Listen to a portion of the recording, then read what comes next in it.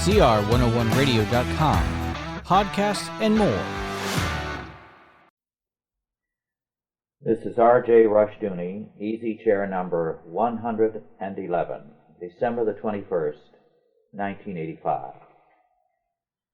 I want to begin today by calling your attention to a calendar that I hope you will purchase. And meanwhile, before I tell you more about it, get yourself a piece of paper and a pencil. All of us have an obligation to pray for one another. It is in particular our obligation to pray for those of our fellowship, our faith, fellow Christians who are being persecuted. Behind the Iron Curtain, the persecution is severe and savage. It has only stepped up all the more in recent years because the Christians have grown numerically and their power is feared. There is a group that calls itself Issachar, Frontier Missions Research, that has put out a 1986 Soviet prayer calendar. Issachar is a group that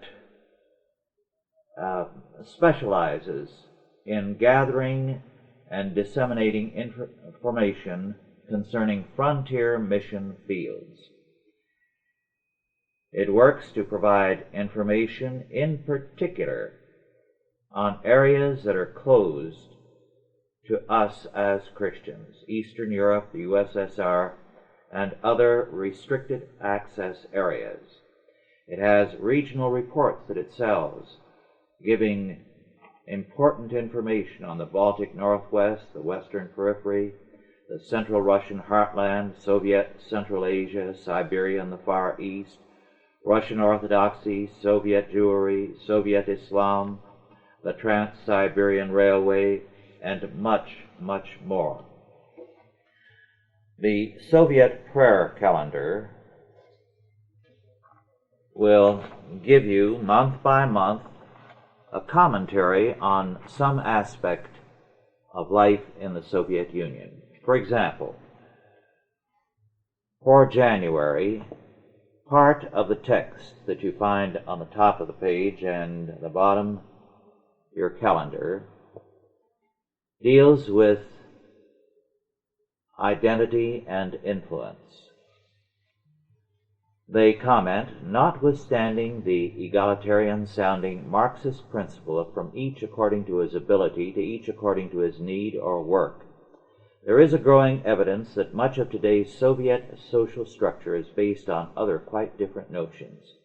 Here, sighed one Muscovite, a man doesn't receive according to his labor, but according to his social position. Party membership alone guarantees nothing.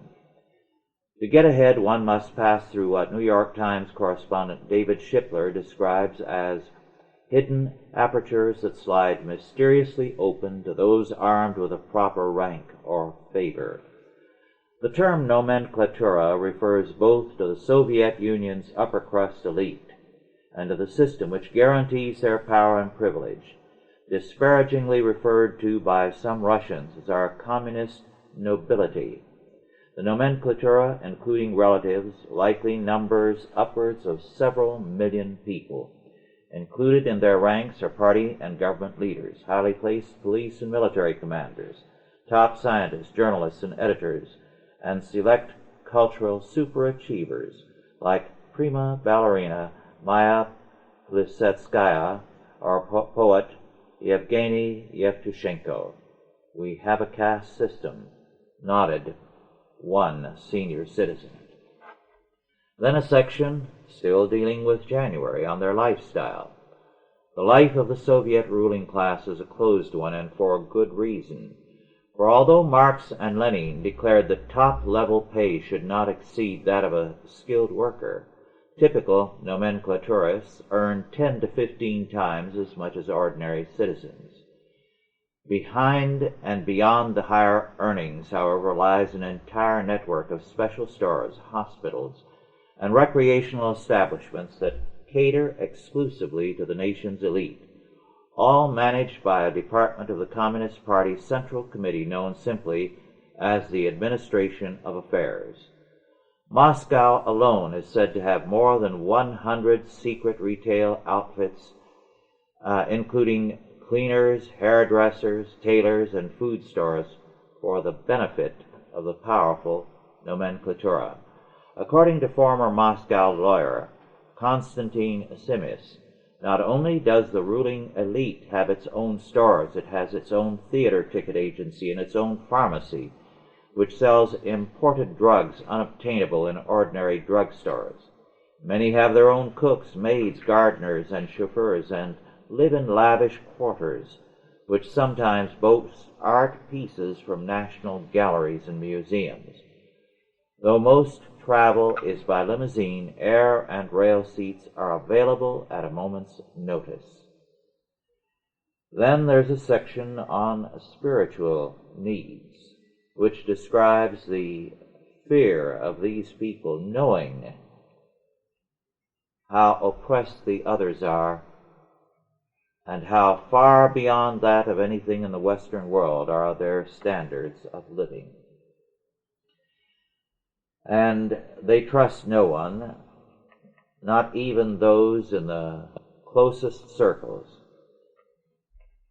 And they comment here, for this reason Jews and other politically unreliable citizens are prevented from serving in elite hospitals. Especially feared, however, is the Christian Church, which challenges the nomenclatura's monopoly on truth and claims a private domain in individuals that the state cannot reach. Then you have, still for January, prayer points, and so on. Every month gives you a great deal of data. I urge you to write immediately to Issachar, Issachar. The term comes from the name of a tribe in Israel described as men of understanding, who knew the spirit of the times.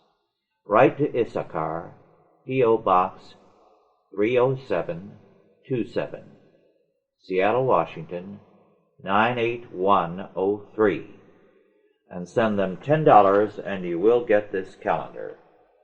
I urge you to take my suggestions seriously, because we are very deficient in remembering persecuted people in our prayers. And with this calendar, your prayer day by day can be guided.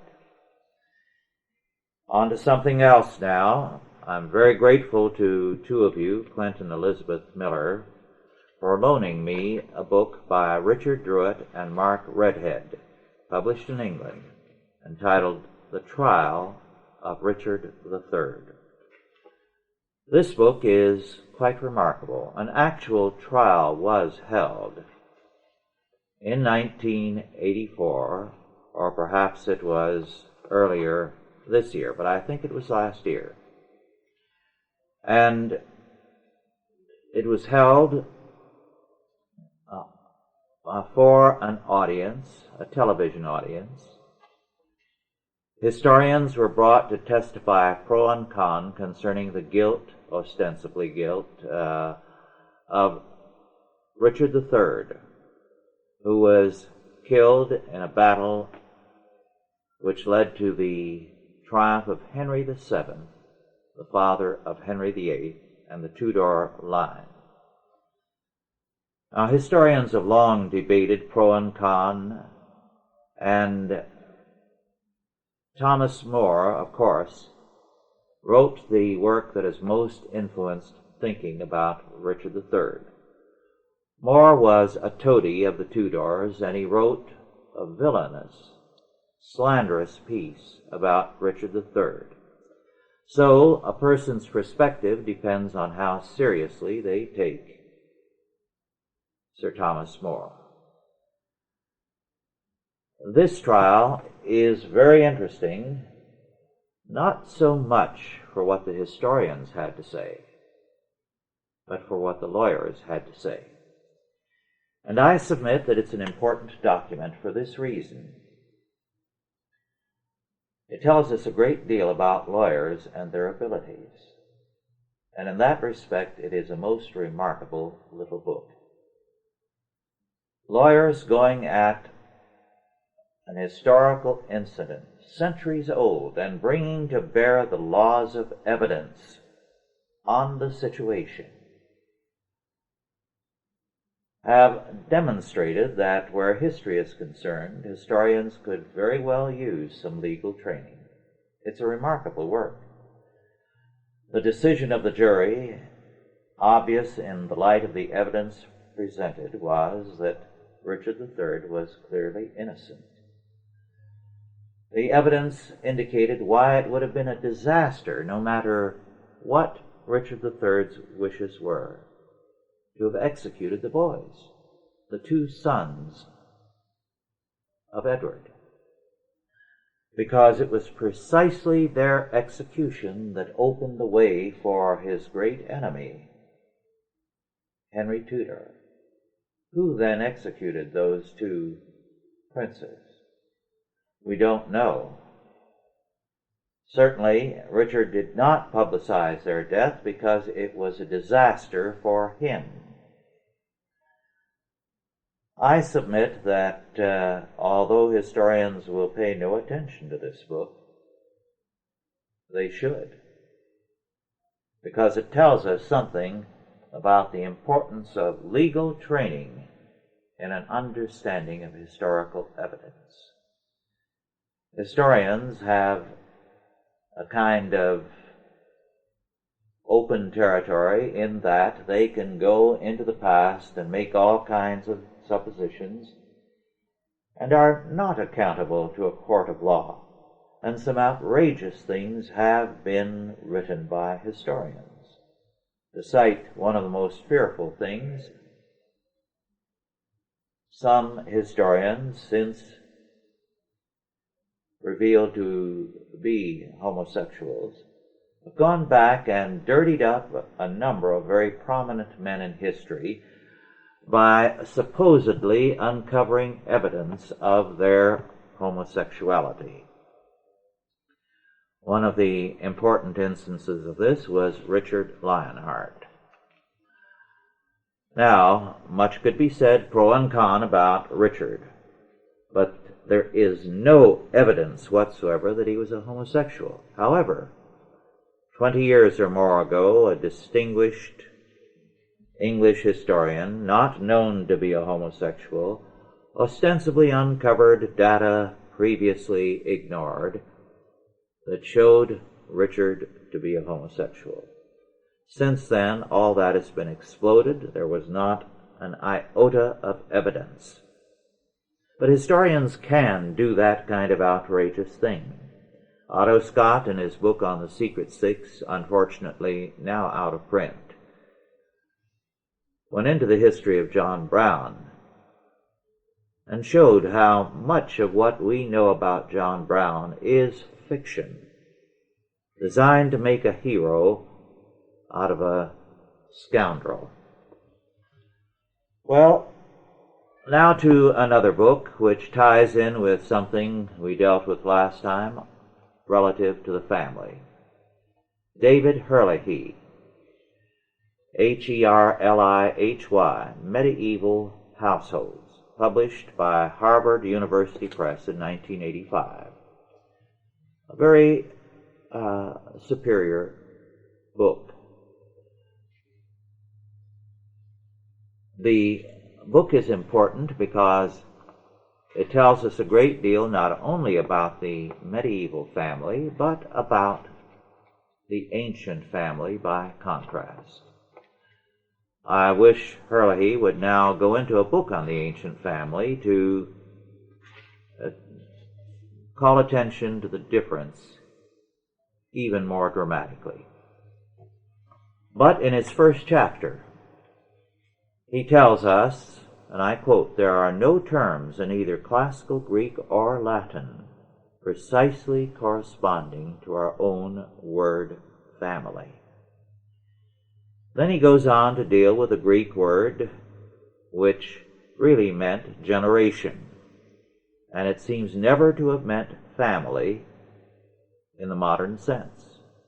There was no word in ancient Greek for the family as we understand it. Then, in classical Latin, the word familia did exist.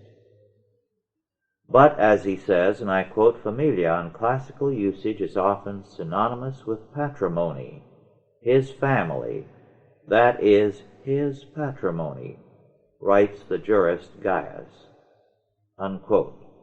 So that the term family had a very, very different thing. Moreover, as Herlihy points out, the term did not include the husband. The family was his possession, so that he was not under authority, and the familia was.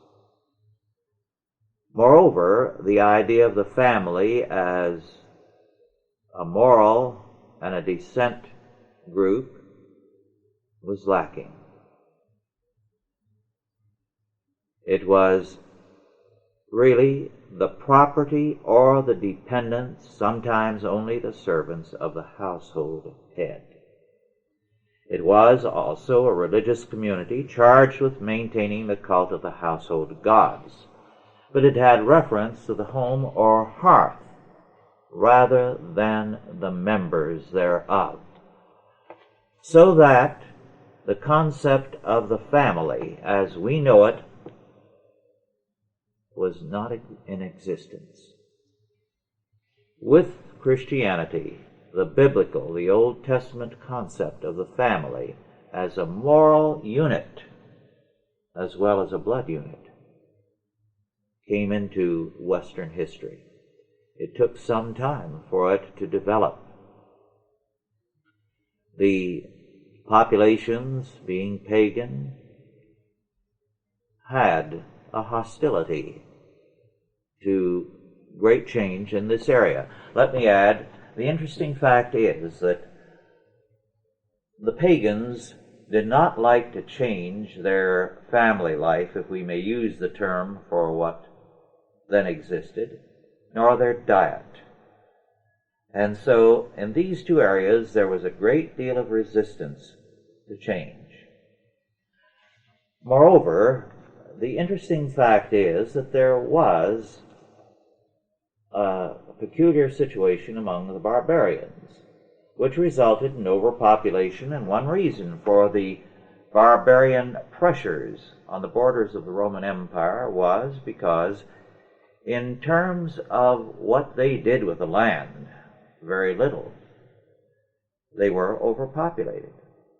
And so, the German tribes, for example, afflicted both parts of Asia and especially neighboring Europe, as the surplus populations moved out of the forests to invade these areas.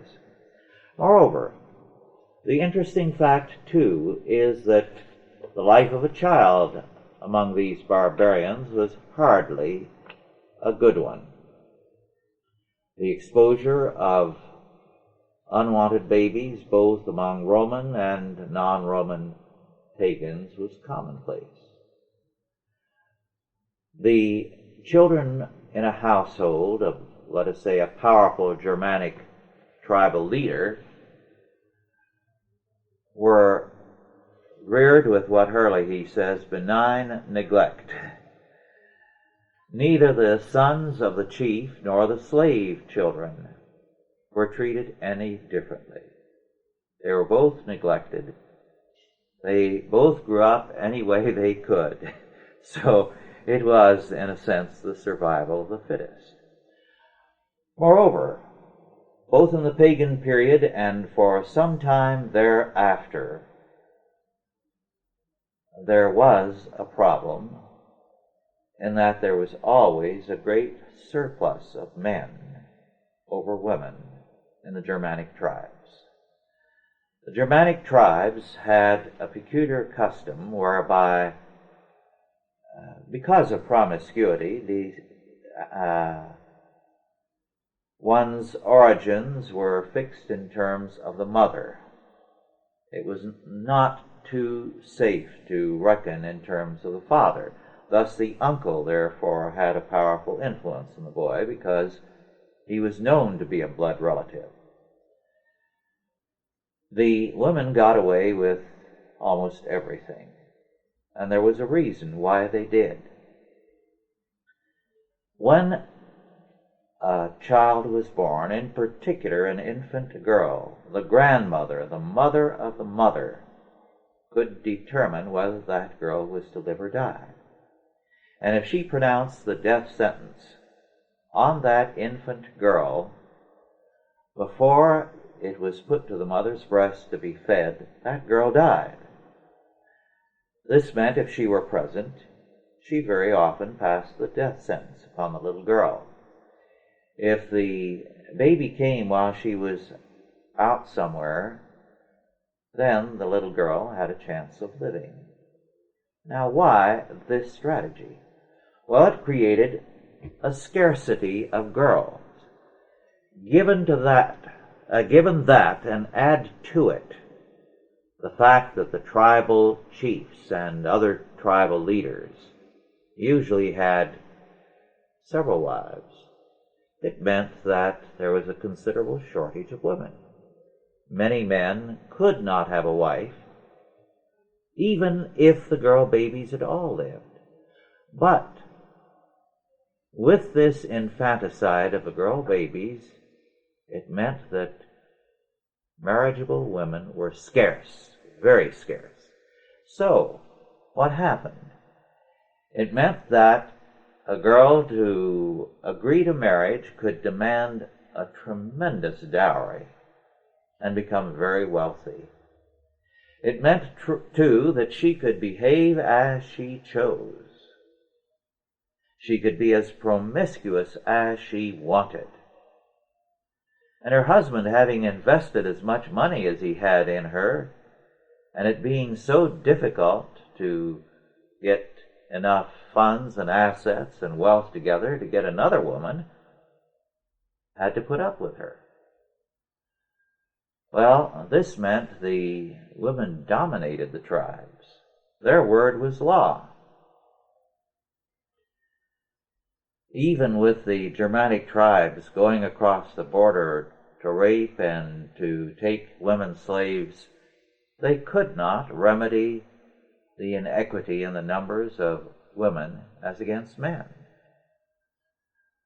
Well, with Christianization, it took some generations to break that pattern, to make it possible for the girl babies to live.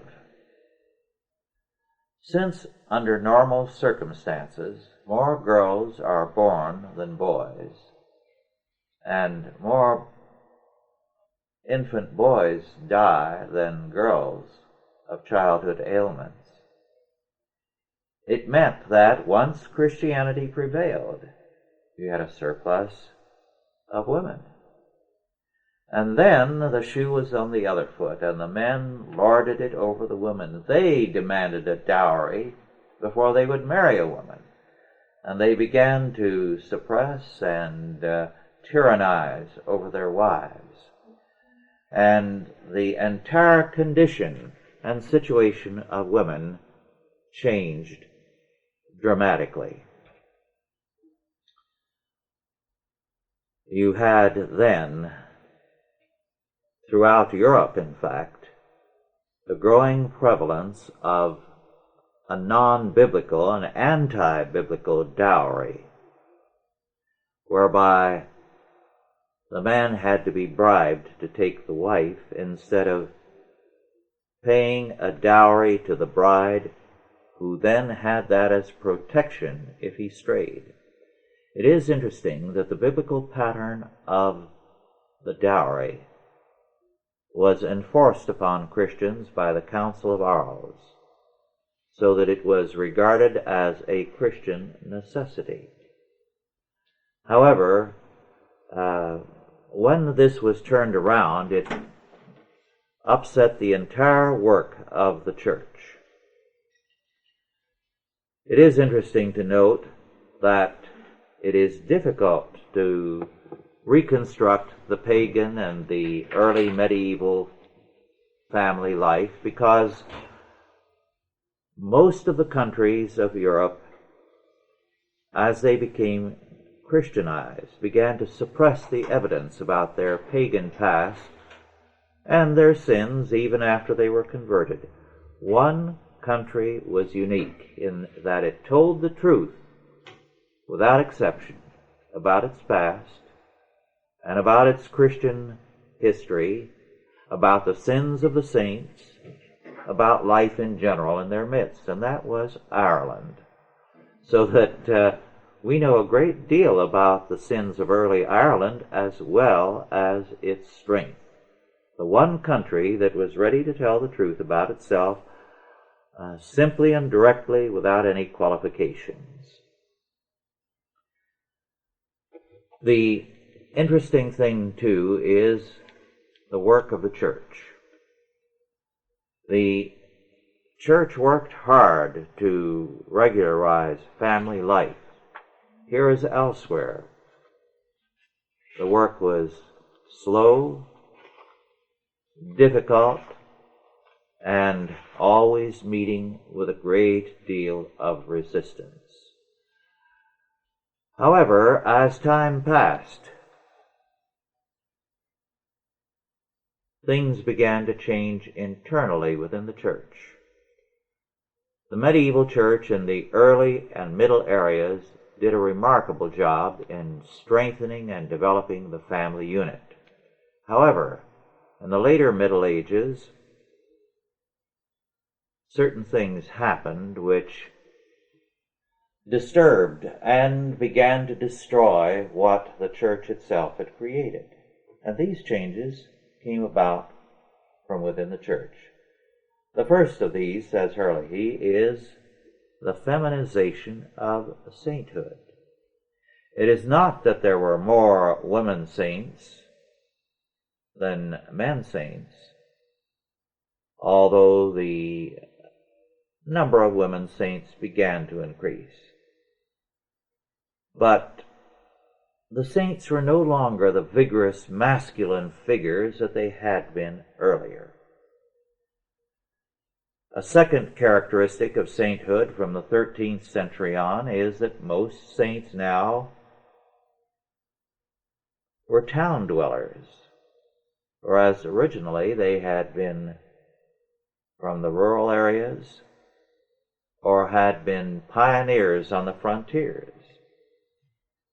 Of course, one reason for this is that the Dominicans and Franciscans were the great promoters of sainthood in the late Middle Ages, and they worked primarily in the cities. But urbanization also will often lead, if there are not strong countercultural forces, to feminization. A third characteristic of late medieval sanctity was its strongly mystical orientation. Previously, the saints had often been men of action, men who were involved with the major trends and currents of the time. Now, there was more withdrawal from the world. And this did not have a good influence because it led to the withdrawal of Christianity from the public arena. So it's curious. Late medieval sainthood was urban in orientation, and you would expect it to be involved in affairs all the more. But it was more withdrawn. It was now mystical, cloistered, less and less involved in the activities of the world. And even those who were men of action became saints more for their mystical side than for their activities. On to another book now, not a good one, quite indifferent in fact, but just for one or two items. Ian Wilson, Jesus, the Evidence, published by Harper and Row in 1984 for $17.95. This is interesting for this point. The 1st century A.D., the time of our Lord, was regarded as the golden age of Judaism, which tells us something of the direction it had taken. It was, in some respects, the greatest generation in Jewish religious history because of some of the great men.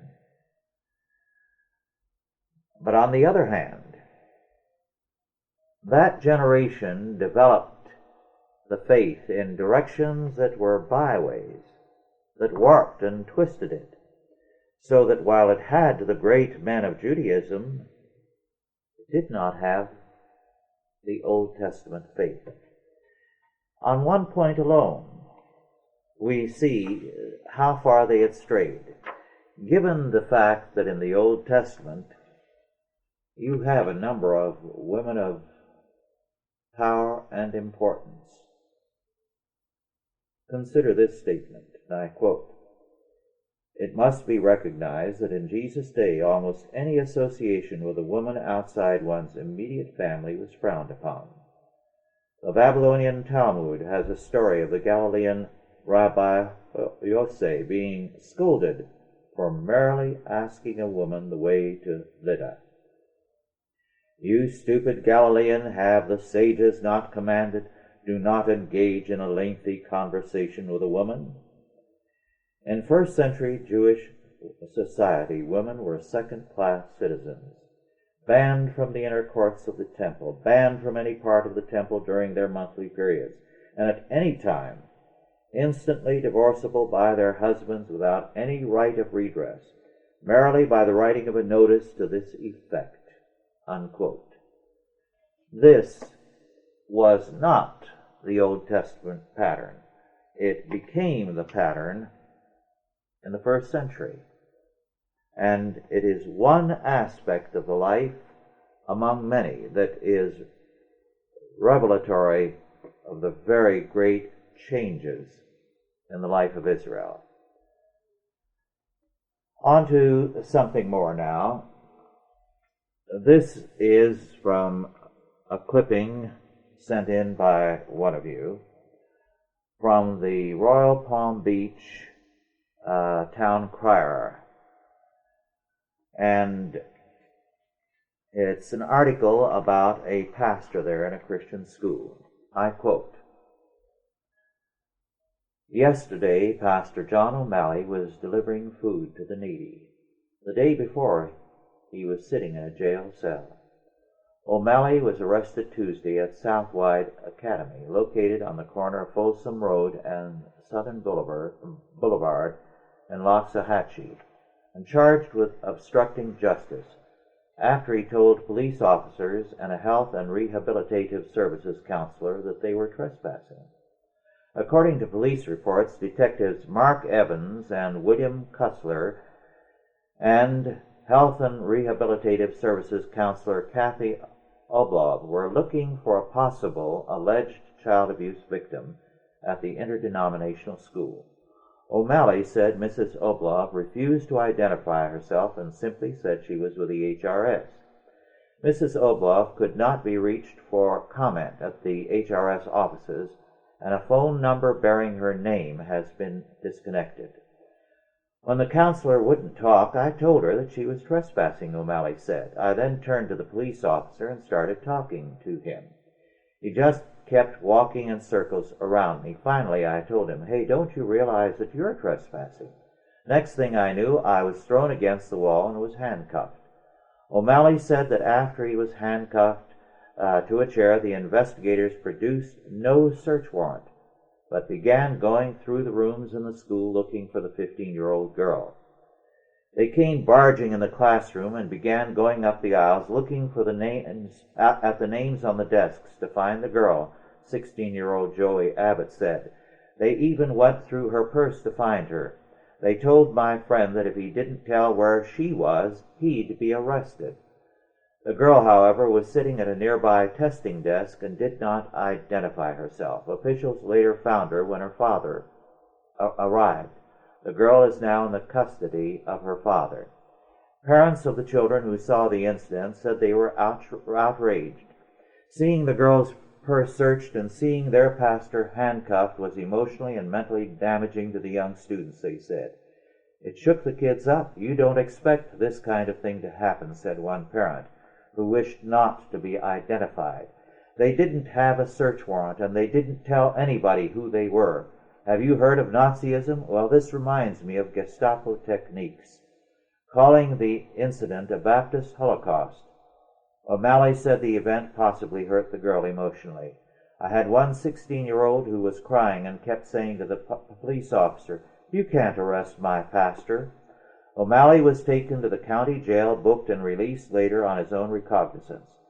He has been given a notice to appear in court. I'm glad this thing is going before a judge, O'Malley said. He'll either tell me I have violated the law or that the other people were trespassing. The school's attorney told me that a whole bunch of constitutional laws were broken. O'Malley also said that the young children at the school have written Sheriff Richard Will asking him not to hurt my pastor. Well, I think he's very, very overly optimistic, because I have been in too many courts and seen too many judges to have their faith that the courts are going to right the situation. This type of incident is taking place again and again all over the country, and rarely does it make the front pages. We're pretty far gone.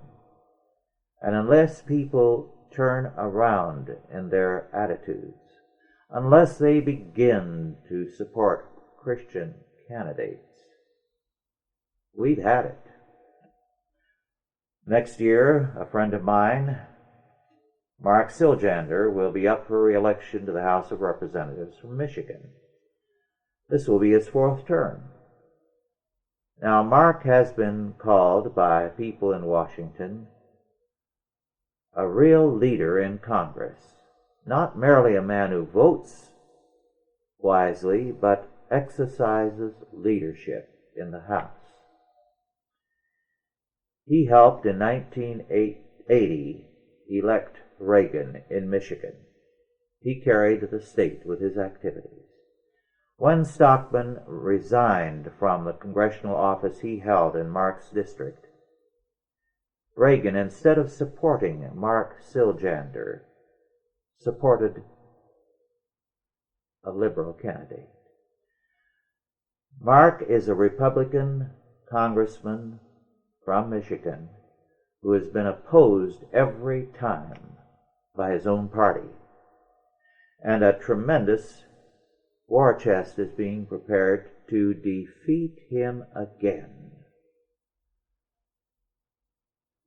Well, unless Christians begin supporting men like Mark Siljander and others, we're in serious trouble. I asked Mark the last time we were chatting on the phone just a few days ago.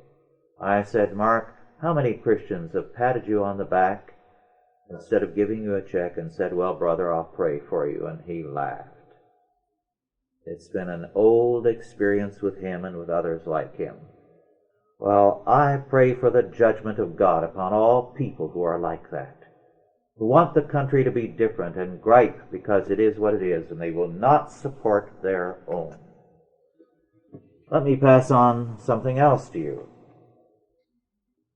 This is a Rutherford Institute release of November the 22nd. In Washington, of course, the Redskins football games are very popular. In 1984, this Williamsburg businessman was arrested by the police because he had a banner which he displayed at the game. And the banner simply read John 3:16, which Stephen Francis, a Williamsburg businessman, believes is the single most important statement of biblical truth. He was taken from the game, threatened with arrest by plainclothesmen, and when he said that other signs and banners were allowed in the stadium, and that he was discriminated against solely because his message was religious, they threatened him with arrest and then released him. The Rutherford Institute then worked with the Armory Board about stadium policy, and they then said that they had a policy allowing the display of all signs except those that are obscene or provide free advertisement of products or services. Well, in the assurance that the problem had been settled, Stephen Francis again hung a banner, and again he was removed with city police. So, Rutherford Institute is working on that matter. In other words, anything is permissible except Christianity. The goal is, as John Whitehead has said, the privatization of religion, so that there will be no sign, symbol, or evidence of it allowed in the public sphere or in everyday life. Hence the war against Christmas creches or displays in public places, and I believe the next step will be in private places. Already, of course, it is rare to find any Christmas decorations that even use the word Christmas, because the word Christ is in it. It's season's greetings, holiday greetings, and that sort of thing. The de-Christianization of American life is well underway. On to some other items. First of all, a remarkable book which would take hours to go through and do justice to has been published by the Sound Dollar Committee, P.O. Box 226, Fort Lee, New Jersey, 07024. The author is Edwin Vieira, Jr., V as in Victor, I-E-I-R-A. The title, Pieces of Eight: The Monetary Powers and Disabilities of the United States Constitution, a study in constitutional law. That describes it. It is a study in constitutional law. The point of this study is not, are the constitutional provisions sound, but to go into the 6 constitutional provisions concerning money and to analyze what they meant to the framers and what they meant to the courts and what has happened in recent years. It's a very, very important study. Extremely important because it is one of the most masterly and thorough constitutional studies for some time. I heartily commend it to everyone who is at all interested in government, in the Constitution, and in money. Moreover, there are some very important sidelights. For example, this. Well, I quote, "Contrary to the popular misuse of legal terminology, the federal government of the United States consists of 5 parts: Congress, the President, the Supreme Court, the states, and the people." So that the division of powers, as it is normally discussed, is all wrong. It's limited to the federal government and to what is in Washington: Congress, the President, and the Supreme Court. But according to the Constitution, the federal government consists in 5 parts. Not only these 3, but the states and the people. Very important fact, and something that more needs to be done with. The powers of the President with regard to sound money are very great also. There is so much here that is routinely neglected. Moreover, there are citations from the background in England, and this alone is very important and worth the price of the book. It's interesting, for example, to read about the debates in the House of Commons dealing with the powers of the king and the powers of the state. And the statement made by Sir Thomas Wentworth, "Our laws are not acquainted with sovereign power." There spoke the voice of Christian England. And our Constitution totally eliminated the word sovereign and sovereignty in terms of that tradition. I regard this book as one of the most important that has come out for a long, long time. I urge you to get it. If you are at all interested in politics or in law, read it. Very, very important. Pieces of 8, The Monetary Powers and Disabilities of the United States Constitution, A Study in Constitutional Law, by Edwin Vieira, Jr., Vieira, and published by the Sound Dollar Committee, P.O. Box 226, Fort Lee, New Jersey, 07024. I don't know the price of the book, but I urge you to write about it and order it. Well, on to another book now. I've mentioned John Whitehead, now to his most recent book, Parents' Rights, by John Whitehead, published in 1985 by Crossway Books, Westchester, Illinois, paperback for $6.95.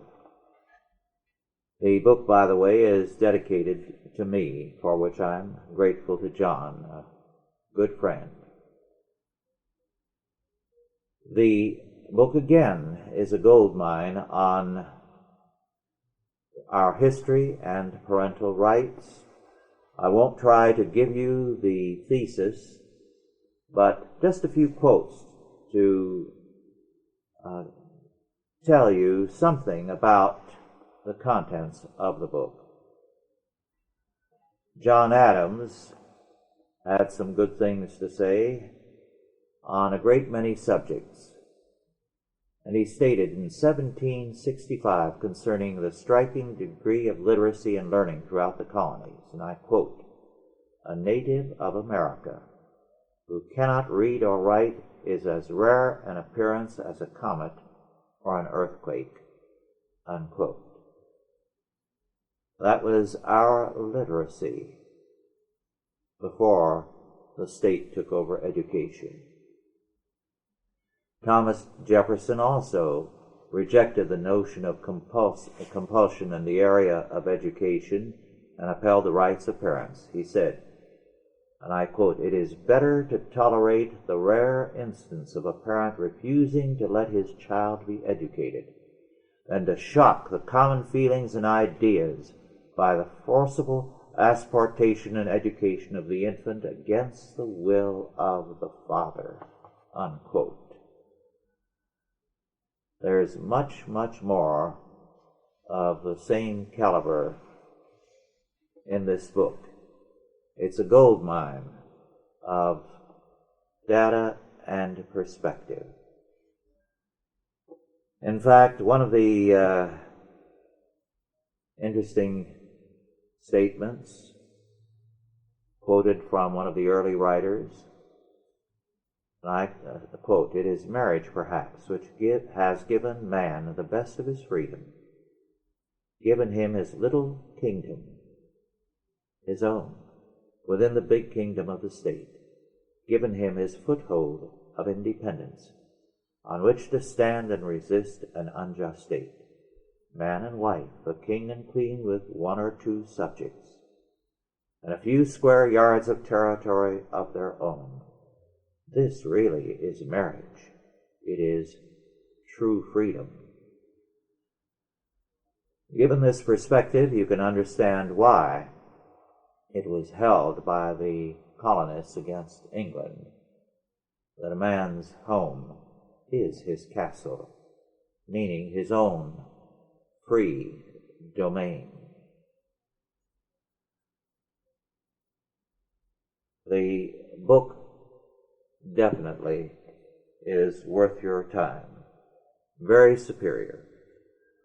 Well, a book by Michael Edwards, Edwards spelled Ewardes, not a particularly good book, is entitled The Dark Side of History, Magic in the Making of Man, published in 1978 and now out of print. But all the same, in his analysis and really defense of magic, he does make some very, very interesting statements about the meaning of magic. Listen to this on page 4. I quote, "Magic has always been activist, a statement of faith in the capacity of man rather than in the compassion of God," unquote. In other words, magic is a form of humanism. Then we have an interesting account of the number of people who strongly supported phrenology, the belief that the bumps on one's skull were revelatory of character. These included Herbert Spencer, Alfred Russel Wallace, the evolutionist, Goethe, Marx, George Eliot, Charlotte Bronte, Dickens, and the sociologist Comte. Very interesting. The enlightened men of their time were suckers for phrenology. Then he has some interesting data on the theory of correspondences and its relationship to magic, the Renaissance and magic, and a great deal more that from an historian's point of view would be of interest. But basically, the perspective of the book would not be yours and mine. Another book that I read, an older one, which I had read in extensively some years ago, but I went back to it to read it carefully because it was revelatory of what has happened in our day. It is Norman St. John Stevas, Life, Death, and the Law, Law and Christian Morals in England and the United States, published in 1961. It deals with what was law in 1961 about contraceptives, human insemination, human sterilization, homosexuality, suicide, and euthanasia. And it is startling to see how greatly we have changed. The revolution we have had in 24 years, and how our law, from being heavily influenced by Christianity, is now militantly anti-Christian. This is a very important study, and St. John Stevas did a remarkable bit of research originally, and I think it is more timely now in telling us what has happened to us. Well, our time is almost up, but I'd like to cite one thing more. In the Stockton Record, Stockton, California, for Wednesday, December 4, 1985, there is a front page article by Elizabeth Marin of the Los Angeles Times. Study shows California is a state of mind. What they found is that California is the area of innovation. That most more innovations take place in California, more scientific and other innovations than anywhere else in the country. So that there is a state of mind, they conclude, that makes scientists, thinkers, and people generally more innovative in California than elsewhere. And one of the authors of the study commented, on the silly side, you see hot tubs, things like that. California has been the land of the fad and the pop lifestyle. But at the same time, that type of easy acceptance of new lifestyles also has to do with easy acceptance of new ideas. I don't think you can be an innovative mind without being iconoclastic, unquote. I don't altogether agree with that. I believe part of the reason for California's innovative mentality is that we have no past to glory in here. The West is new.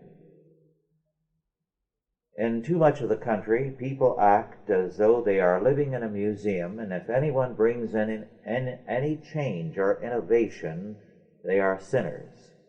In fact, they can get more worked up about someone who wants to change their town or city than about, say, some degenerates moving in. This kind of thing hampers people elsewhere. But I hope we stay young out here, because the future is not commanded by people who look backward. Well, our time is up. God bless you all, and thank you for listening again.